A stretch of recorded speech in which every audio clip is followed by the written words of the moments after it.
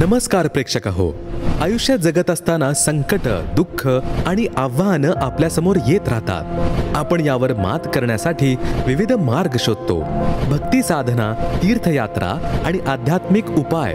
पण प्रश्न असा आहे की या सगळ्यामुळे आपल्याला खरंच हवं ते समाधान मिळतं का?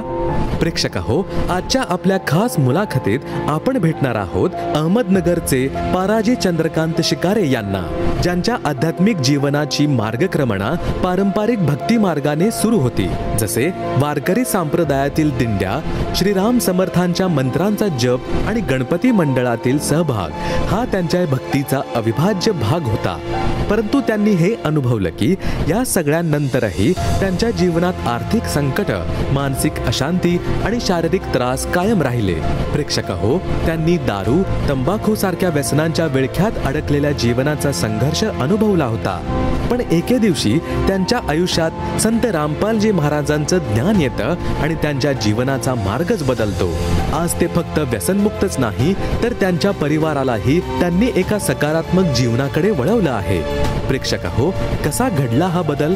संत रामपालजी महाराज यांचे ज्ञान समजल्यावर त्यांनी मोक्षाचा मार्ग निवडला. नामदीक्षा घेतल्यानंतर त्यांच्या जीवनात संत रामपालजी महाराज यांच्या दयेने काय काय अनुभव आले? त्यांच्या वैयक्तिक अनुभवांमधून आपण काय शिकू शकतो? हे सर्व जाणून घेण्यासाठी रहा आमच्या सोबत आणि चला ऐकूया पाराजी चंद्रकांत शिकारे यांचा हा प्रेरणादायी प्रवास त्यांच्याच शब्दात. नमस्कार सत साहेब. आपलं नाव? पाराजी चंद्रकांत शिकारे. आपण कुठून आलात? माझं मूळ गाव पारनेर अहमदनगर आणि मी सध्या नोकरीसाठी कळंबोली नवी मुंबई येथे राहतो, रायगड जिल्हा. आपला व्यवसाय काय आहे? नोकरी. संत रामपालजी महाराजांची गुरुदीक्षा आपण कधी घेतली? 15 फेब्रुवारी 2020. संत रामपालजी महाराजांची गुरुदीक्षा घेण्याअगोदर आपण व आपला परिवार कोणती भक्ती साधना करत होतात? मी आणि माझा पूर्ण परिवार संत रामपालजी महाराजांची नामदीक्षा घेण्याच्या अगोदर वारकरी संप्रदायाशी निगडीत जी काही भक्ती आहे ती सर्व भक्ती मी करत होतो. श्रीराम समर्थ यांची बैठक जी रायगड जिल्ह्यामध्ये प्रचलित आहे त्यांचेसुद्धा मंत्रजाप मी करत होतो. आणि त्याचप्रमाणे पारंपरिक भक्ती जसे की गणपती मंडळामध्ये सहभाग होणे अशा प्रकारची भक्ती करत होतो. सर, संत रामपालजी महाराजांचा मार्ग आपल्याला कसा कळाला आणि आपण त्यांच्या शरणात कसे आलात? संत रामपालजी महाराजांचा मार्ग समजण्याच्या अगोदर मी जे काही भक्ती करत होतो त्याने मला कुठला लाभ होत नव्हता आणि संकट जे आहेत ते म्हणजे आर्थिक किंवा मला कुठल्याही याच्यामध्ये कार्यामध्ये यश भेटत नव्हतं. तर मी मोबाईलवर असंच बघत असताना एक व्हिडिओ दिसला, एक इंटरव्ह्यू दिसला. तर त्याच्यामध्ये मला वाटलं की काहीतरी याच्यामध्ये असायला पाहिजे. त्याच्यानंतर मी अजून त्याच्यावर सर्च केलं तर त्याच्यामध्ये बरेचसे व्हिडिओ मी बघितले, संत रामपालजी महाराजांचं ज्ञान समजून घेतलं आणि त्याच्यातून मला संत रामपालजी महाराजांचा मार्ग सापडला. सर, असं आपल्याला बघावयास मिळतं की संत रामपालजी महाराजांची जे काही अनुयायी भक्ती स्वीकारतात त्यांना काही नियम असतात. जसे त्यांना व्यसन करायचं नसतं, मांस भक्षण करायचं नसतं.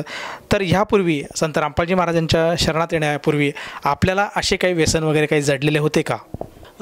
घरामध्ये मांस, मटण, मच्छी वगैरे काही नव्हतं. परंतु इथं कामानिमित्त इकडं स्थायिक झाल्याच्यानंतर जे मित्रांची संगत लागली किंवा कामाच्या निमित्त जशी संगत लागत गेली तसं मी दारू ह्या व्यसनाच्या आहारी गेलेलो आणि दारू आणि तंबाखू वगैरे असे व्यसन मला लागलेलं आणि ते सुटत नव्हतं. परंतु संत रामपालजी महाराजांचं ज्ञान समजल्याच्यानंतर आणि नामदीक्षा घेतल्याच्यानंतर त्या दिवसापासून आजपर्यंत दारू आणि तंबाखू, बिडी, सिगारेट वगैरे मग आठवण पण होत नाही अशा व्यसनांची. सर, जर बघण्यात असं येते की एखादा जो व्यसनाधीन व्यक्ती आहे त्याची जी लत आहे नशेप्रती ती सुटणं म्हणजे अशक्य आहे आणि त्यासाठी तो बरेचसे प्रयत्न करतो. जसं दवाखान्यात जातो, त्याचप्रमाणे नशामुक्ती केंद्र आहेत, तांत्रिक आहे, मांत्रिक आहे, देवी देवतांचीसुद्धा तो पूजा करतो. परंतु त्यातून त्याला काहीही एक आराम बघाव्यास असा शक्यतो मिळत नाही. तर आपलास फक्त संत रामपालजी महाराजांच्या सद्भक्तीमुळे किंवा त्यांच्या गुरुमंत्रामुळे कसा काय लाभ प्राप्त झाला आणि आपण आजच्या घडीला व्यसनापासून मुक्त कसे काय राहू शकलात? संत जे असतात त्यांच्या वाणीमध्ये शक्ती असते. तत्त्वज्ञान कशाला म्हणतात हेच माहीत नव्हतं. पहिली गोष्ट म्हणजे पूर्ण परमात्मा कोण आहे किंवा सृष्टीची निर्मिती कशी झाली, भक्ती कोणत्या परमात्म्याची करायला पाहिजे हे कोणी सांगू शकत नव्हतं. आणि संत रामपालजी महाराज जे ज्ञान सांगतात ते शास्त्रावर आधारित सांगतात, ग्रंथांच्यावर, सद्ग्रंथांच्यावर, जसे की श्रीमद भगवद्गीता, शिवपुराण, देवी भागवत ह्या सर्व सद्ग्रंथ उघडून दाखवतात आपल्याला. आणि त्याच्यामध्ये ज्यावेळेस सद्ग्रंथ उघडून दाखवले जातात त्यावेळेस आपला विश्वास बसतो असा की त्याला आपण नाकारूच शकत नाही. सर, जसं तुम्ही सांगत आहात की संत रामपालजी महाराज शास्त्रानुकूल भक्ती सांगतात, त्याचप्रमाणे ते प्रत्येक धर्मग्रंथाचे एव्हिडन्स देतात, पुरावे देतात आणि साधकाला खऱ्या अर्थाने परमात्मा कोण आहे, परमेश्वर कोण आहे, त्याची भक्ती साधना काय आहे हे आज समाजाला समजून सांगता आहेत. आज समाजामध्ये बघण्यात येते की आज समाजाची धारणा झाली आहे की संत रामपालजी महाराज हे त्यांच्या अनुयायांना ब्रह्मा, विष्णू, महेश यांची भक्ती करू नये असा ते आग्रह करतात. प्रथम गोष्ट म्हणजे संत रामपालजी महाराज जे ज्ञान सांगतात ते गीता, वेद याच्यावरच सांगतात आणि हिंदू धर्म ग्रंथ उघडून दाखवतात. त्याच्यामुळे ते जे ज्ञान सांगतात त्याच्यामध्ये ऑब्जेक्शन घेणारे घेऊच शकत नाही कोणी. आणि जे घेतात ते याच्यासाठी घेतात की त्यांचा जो व्यवसाय आहे, त्यांचे जे धंदे बंद व्हायला लागलेत, सरळ भाषेत सांगायचं म्हणजे त्यांचं जे पाखंड पूजा जी काही त्यांची चालू आहे, जे काय त्यांचं व्यवसाय आहे बंद होण्याच्या मार्गावर असल्यामुळं ते लोक विरोध करतात. संत रामपालजी महाराज सांगतात, तीनो देवा कमलदल बसे, ये ब्रह्मा विष्णू महेश, प्रथम इनकी वंदना, फिर सुन सद्गुरु उपदेश. याच्यातून हे सिद्ध होते की संत रामपालजी महाराज ब्रह्मा, विष्णू, महेश यांची साधना सोडवत नाही, तर त्यांची जी शास्त्रविद्येला अनुसरून जी साधना आहे जी करायला पाहिजे ती करण्यासाठी जो काही खरा मार्ग आहे तो दाखवतात.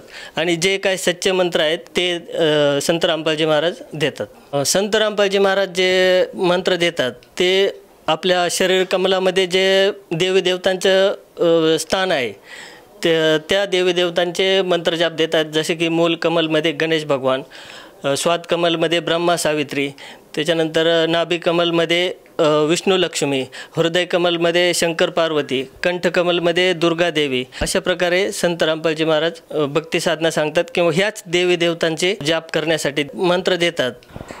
सर, जसं तुम्ही सांगत आहात की संत रामपालजी महाराज शास्त्रोक्त भक्ती देतात आणि जो समाजामध्ये एक भ्रांती आज चढलेली आहे की ब्रह्मा, विष्णू, महेश यांची भक्ती सोडवतात, तर हे साफ खोटं आहे. आणि केवळ ते त्यांचे शास्त्रोक्त मंत्र सांगतात जेणेकरून साधक त्यांच्या मंत्राद्वारे त्यांना उन्नत करतात आणि त्यातून त्याला खऱ्या अर्थाने लाभ प्राप्त होतो. मला हे विचारायचं आहे की जेव्हा आपण या साधनेला सुरुवात केली आणि त्या साधनेवर जेव्हा आपण चाललात तर त्यानंतर आपल्याला आपल्या वैयक्तिक जीवनामध्ये काय लाभ प्राप्त झालेत? मी संत रामपालजी महाराजांनी जी दीक्षा दिली त्याच्यानंतर माझा प्रथम अनुभव असा आहे की मला त्वचा रोगाचा जो काही त्रास होता, जवळजवळ 8 ते 10 वर्षापासून फंगल इन्फेक्शनचा त्रास होता. आणि नामदीक्षा घेतल्याच्यानंतर कुठल्याही प्रकारचं औषध वगैरे न करता सर्वसाधारण औषधांनी माझा जो काही त्वचा रोगाचा जो प्रॉब्लेम होता तो पूर्णपणे नाहीसा झालेला आहे. आणि दुसरा, माझ्या मिसेसला अल्सरचा त्रास होता, तर तो सुद्धा संत रामपालजी महाराजांचे नामदीक्षा तिनं घेतल्याच्यानंतर तिचासुद्धा अल्सरचा त्रास पूर्णपणे बरा झालेला आहे. सगळ्यात महत्त्वाचा जो काय आहे तो पूर्ण मोक्षाचा जो काही संत रामपालजी महाराजांनी मार्ग दाखवलेला आहे तो पूर्ण मोक्षाचा मार्ग संत रामपालजी महाराज यांच्या नामदीक्षेतून मला भेटलेला आहे. सर, जसं तुम्ही सांगत आहात की संत रामपालजी महाराजांच्या गुरुदीक्षेमुळे आपल्याला जे शारीरिक व्याधी होता त्याचप्रमाणे आपल्या पत्नीलासुद्धा जी शारीरिक व्याधी होती त्यातून आपल्याला आराम मिळाला, मोक्षाचा मार्ग मिळाला आणि मुख्य म्हणजे आपलं जे व्यसन आहे ते पूर्णपणे समूळपणे नष्ट झालं. तर आपल्या ह्या अनुभवातून आज समाजामध्ये बरेचसे लोक आहे हे आपल्या व्यसनापासून, आपल्या दुःखापासून, आपल्या रोगापासून मुक्त होण्यासाठी धडपडत आहेत. तर अशांसाठी आपण आपल्या अनुभवातून काय संदेश द्याल? मी महाराष्ट्रातील जनतेसाठी किंवा विशेष करून वारकरी संप्रदायातील जे काही लोक आहेत त्यांच्यासाठी सांगू इच्छितो. संत ज्ञानेश्वर महाराजांनी मुक्ताबाई सनद ह्या सद्ग्रंथामध्ये एक वाणी लिहून ठेवलेली आहे, 18वा अभंग आहे तो. त्याच्यामध्ये सांगितलेलं आहे, हेची गुह्य ज्ञान नामदेवा लादले, कबीराने कथिले 4 युगे. मग याच्यामध्ये प्रश्न असा मला पडतो आहे की ज्ञानेश्वर महाराजांचे गुरु तर निवृत्तीनाथ महाराज होते किंवा ज्ञानेश्वर महाराज विठ्ठलाची भक्ती करत होते. मग त्यांनी ज्ञानेश्वर महाराजांनी कबीराचे नाव का घेतलं? तिथं कबीर असा उल्लेख का केला? कबीराने कथिले 4 युगे. मग ज्ञानेश्वर महाराज तिथं असं पण लिहू शकले असते की हेची गोय ज्ञान नामदेवाला दिले निवृत्तीने कथिले 4 युगे, किंवा असं पण लिहू शकले असते हेची गोय ज्ञान नामदेवाला दिले विठ्ठलाने कथिले 4 युगे. पण तिथं कबीराचंच नाव का लिहिलं? कारण त्याच्यातून हे सिद्ध होतं आहे की कबीर हे फक्त आतापर्यंत त्यांना संत म्हणून ओळखतो, परंतु गीता आणि वेद प्रमाणित करतात की कबीर हे पूर्ण परमात्मा आहे. आणि ज्ञानेश्वर महाराजांनी सुद्धा तिथं उल्लेख केलेला आहे की हे जे काही मूळ ज्ञान आहे हे आत्तापर्यंत गुप्त ठेवलेलं आहे. ज्ञानेश्वर महाराजांनी त्याच्यामध्ये शेवटच्या कडव्यामध्ये मुक्ताबाईला हे ज्ञान सांगितलं. त्यावेळेस मुक्ताबाईला त्यांनी सांगितलं की आता ह्याची गोष्टी न करी प्रगट ठेवावी गुप्त आपणापाशी. जर ज्ञानेश्वर महाराजांनी मुक्ताबाईला हे गुप्त ज्ञान जे काही मूळ मंत्र आहेत 4 कमलांचे ते जर सांगितलेत आणि ते गुप्त ठेवण्यासाठी सांगितलेत, याच्यातून सिद्ध होते की हे ज्ञान दुसरं कोणाकडे नाहीच आहे. ते ज्ञान आपल्याला कुठं भेटणार? पहिल्याच कडव्यामध्ये त्याचं उत्तर आहे कबीराने कथिले 4 युगे. हे जे मूळ मंत्र आहेत हे ज्ञान याच्यातून सिद्ध होते की हे जे मूळ मंत्र आहेत जे काही शास्त्रामध्ये गीतेमध्ये वेदांमध्ये ते देण्याचे अधिकारी पुरुष फक्त कबीर आहेत. आपण त्यांना आत्तापर्यंत फक्त संत कबीर किंवा एक कवी म्हणून ओळखत होतो, परंतु संत रामपालजी महाराजांनी हे सिद्ध करून दिलं आहे की तेच पूर्ण परमात्मा आहेत. मग प्रश्न असा तयार होतो की हे जे गुह्य ज्ञान आहे गुप्त मंत्र आहेत ते आपल्यासाठी नाही आहे का? सर्वसामान्यांसाठी नाहीच आहे याचा अर्थ. कारण त्यांनी गुप्त ठेवण्यासाठी सांगितलेले ते मुक्ताबाईला आदेश दिला आहे आता ह्याची गोष्टी न करी प्रगट ठेवावी गुप्त आपणापाशी. मग सर्वसामान्यासाठी नाही आहे का असा प्रश्न तयार होतो. मग याचं उत्तर आपल्याला कुठं भेटणार? त्याचा अधिकारी पुरुष कबीर आहे, संत कबीर. मग अधिकारी पुरुष कबीरवाणीमध्ये कबीरांनी जसं ज्ञानेश्वर महाराजांनी मुक्ताबाईला सांगितलं गुप्त ठेवण्यासाठी, तसं कबीर परमात्माने सुद्धा ज्यांना दिलेलं आहे हे ज्ञान गुप्त ज्ञान त्यांनासुद्धा त्यांनी गुप्तच ठेवण्यासाठी सांगितलेलं आहे. जसं की त्यांनी धर्मदास महाराजांना सांगितलं धर्मदास मेरे लाख दुहाई ये मूल ज्ञान किती बाहर ना जाई, मूल ज्ञान बाहर जो पडही बिजली पिढी हंस नाही तरी. तर कबीर परमात्माने मोक्षासाठी जो टायमिंग निवडलेला आहे ते सध्याचं जे आहे ते हा टायमिंग निवडलेला आहे. आणि हा टायमिंग का निवडला? इथून मागं जर हे ज्ञान कबीर परमात्माने खुलं केलं असतं तर हे ज्ञान कोणी ओळखलं नसतं. हे का ओळखलं नसतं? तर इथून मागं जे काही अक्षर ओळख किंवा सुशिक्षित लोक कमी होते. म्हणजे ठराविक फक्त आपल्या 2 पिढ्या अगोदर विचार केला तर फक्त ब्राह्मण लोकच सुशिक्षित असायचे किंवा त्यांनाच फक्त शिक्षणाचा अधिकार होता. कलियुगामध्ये सर्वसामान्यांना शिक्षणाचा अधिकार मिळाला आणि आपण स्वतः विचार करू शकतो की खरं काय आहे खोटं काय आहे किंवा सद्ग्रंथ काय आहेत. याच्या अगोदर आपल्याला फक्त गीता वेद वाचून दाखवत होते आणि आपण त्यांची वाह करत होतो. जसं की 1-2 श्लोक बोलून दाखवले आपण त्यांची वाह हा खूप शिकलेला आहे, हा चांगला महाराज आहे, किंवा आपण याच्यावरच त्यांची परीक्षा करत होते कोण महाराज कसा आहे कोण संत कसा आहे. परंतु तत्त्वज्ञान कोणी सांगत नव्हतं. जसं की गीतेमध्ये तत्त्वज्ञान जे सांगितलेलं आहे शास्त्रविधी 16वा अध्याय 23 श्लोक शास्त्रविधी या शास्त्रविधी वस्तुर्थ वर्तते कामकारत न सिद्धी न सुख न परमगती. मग शास्त्रविधीला अनुसरून भक्ती काय आहे किंवा पूर्ण परमात्मा कोण आहे, खरा भक्तीचा मार्ग काय आहे, भक्ती कोणत्या देवाची करायला पाहिजे हे कोणी आतापर्यंत सांगितलं नाही. कोण सांगायचं रामकृष्ण हरी म्हणा, कोण सांगायचं ओम नमो भगवते वासुदेवाय म्हणा, कोण सांगायचं ओम नमः शिवाय म्हणा, परंतु तत्त्वज्ञान कोणी सांगितलेलं नाही. तत्त्वज्ञान म्हणजे काय हेच आपल्याला आत्तापर्यंत माहीत नव्हतं. तर तत्त्वज्ञान संत रामपालजी महाराजांनी सांगितलेलं आहे. आपण श्रीमद भगवद्गीतेचं कितीही पारायण करा ती समजणार नाही, कारण गीताच 4थ्या अध्यायाच्या 34व्या श्लोकात सांगते की तुम्ही तत्वदर्शी संताची शरण ग्रहण करा. तत्वदर्शी संताची शरण ग्रहण करा असं गीताच सांगते. तत्वदर्शी संत रामपालजी महाराजांचं आहे. तर मग आपण गीतेचा आदेश मानायला पाहिजे. अजून एक संप्रदाय जो आहे दासबोधवर त्यांचं सत्संग वगैरे असतात. जय जय रघुवीर समर्थ किंवा श्रीराम समर्थ संपूर्ण रायगड जिल्ह्यामध्ये हा सत्संग वगैरे चालतात. तर दासबोधमध्ये दशक 10मध्ये समास 6मध्ये देवशोधन हे प्रकरण आहे. तर त्याच्यामध्ये सांगितलेलं आहे संत रामदास स्वामींनी की हरिहर ब्रह्मादिक नाश पावती सकळिक. हरिहर ब्रह्मादिक नाश पावती सकळिक सर्वदा अविनाशी एक सद्गुरुपद. मग ते सद्गुरू कोण आहे ते शोधण्याची गरज आहे आणि ते सद्गुरू संत रामपालजी महाराज हे आहेत. हे मी सांगत नाही, गीता वेद हे प्रमाणित करून देतात. तर सर्व महाराष्ट्रातील जनतेला एवढीच विनंती आहे की संत रामपालजी महाराजांची जे ज्ञान समजून घ्या. तुम्ही, मी सांगतोय म्हणून समजून घेऊ नका, तुम्ही स्वतः अभ्यास करा, सत्संग बघा.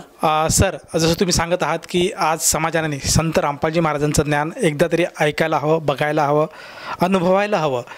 तर एखाद्याला वाटत असेल की आपण संत रामपालजी महाराजांचं ज्ञान समजून घ्यायला हवं, त्यांच्याशी आपण जोडायला हवं, तर ती व्यक्ती संत रामपालजी महाराजांशी कशी जोडू शकेल? संत रामपालजी महाराजांचे ज्ञान प्राप्त करण्यासाठी आजच्या डेटमध्ये एकदम सोपा मार्ग म्हणजे सगळ्यांच्या हातामध्ये मोबाईल असतो आणि मोबाईलमध्ये संत रामपालजी महाराजांचं ॲप्लिकेशन आपण डाउनलोड करू शकतात. त्याच्यामध्ये संपूर्ण संत रामपालजी महाराजांचे सत्संग, प्रवचन किंवा नामदीक्षा घेण्याची प्रक्रिया वगैरे माहीत पडेल आणि संपूर्ण माहिती त्या ॲप्लिकेशनमधून भेटेल. आणि दुसरा मार्ग म्हणजे बऱ्याचशा टी व्ही चॅनलवर संत रामपालजी महाराजांचे सत्संग चालतात. त्याच्यामध्ये खाली जी पट्टी चालते त्याच्यामध्ये नंबर दिलेले असतात, त्याच्यावर फोन करून तुम्ही संत रामपालजी महाराजांची नामदीक्षा किंवा कुठल्याही प्रकारची माहिती प्राप्त करू शकता. सर, जसं तुम्ही सांगत आहात की आज समाजामध्ये सोशल मीडियाचा एक दबदबा आहे, एक धुमाकूळ घातलेला आहे सोशल मीडियाने, आणि अशा या प्लॅटफॉर्मवर आजच्या घडीला संत रामपालजी महाराजांचं ज्ञान अगदी सहज उपलब्ध आहे. त्याचप्रमाणे टी व्ही चॅनलच्या माध्यमातून, त्याचप्रमाणे फेसबुक आहे, ट्विटर आहे, इंस्टाग्राम आहे, या सगळ्या प्लॅटफॉर्मवर संत रामपालजी महाराजांचे सत्संग प्रसारित होत असतात. आणि तो प्रसारण होत असताना काही मोबाईल नंबर ह्या स्क्रीनवर जे फ्लॅश होत असतात आणि त्या नंबरवर जर साधकाने संपर्क साधला तर त्याला जवळच्या नामदान केंद्राची माहिती मिळेल. आणि अगदी आपल्या जिल्ह्यामध्ये, म्हणजे जिथे आपल्या जिल्ह्यात जो राहतो आहे त्या जिल्ह्यामध्ये संत रामपालजी महाराजांचे नामदान केंद्र आज उपलब्ध आहेत आणि तेथे जाऊन तो साधक संत रामपालजी महाराजांशी जोडू शकतो. परंतु या सगळ्या प्रक्रियेसाठी त्या साधकाला संत रामपालजी महाराजांना किंवा त्यांच्या अनुयायांना किती पैसे मोजावे लागतात? संत रामपालजी महाराजांची नामदीक्षा घेण्यासाठी कुठल्याही प्रकारचा पैसा लागत नाही किंवा त्याच्यानंतर नामदीक्षा घेतल्याच्यानंतर जी काय सामग्री लागते, जसं काय मंत्र जाप करण्यासाठी कार्ड असतं आणि गुरुजींचा एक फोटो असतो आणि चरणामृतची बॉटल आणि जो काय प्रसाद असतो, भक्तिबोध हे एक पुस्तक असतं, ते 3 टाईम आरती करण्यासाठी असते. ही जी काय सामग्री आहे ती संत रामपालजी महाराज यांच्याकडून पूर्णपणे मोफत दिली जाते, कुठल्याही प्रकारचे शुल्क आकारले जात नाहीत. धन्यवाद. सत साहेब. संपूर्ण विश्वामध्ये 500 पेक्षा जास्त नामदीक्षा केंद्र आहेत जिथे निशुल्क नामदीक्षा दिली जाते. निशुल्क नामदीक्षा प्राप्त करण्यासाठी आणि अधिक माहितीसाठी संपर्क करा 7030303951 7030303952. अद्वितीय आध्यात्मिक ज्ञान वाचण्यासाठी, पाहण्यासाठी आणि ऐकण्यासाठी संत रामपालजी महाराज ॲप अवश्य डाउनलोड करा किंवा आमची वेबसाईट www.jagatgururampalji.org वर विजिट करा.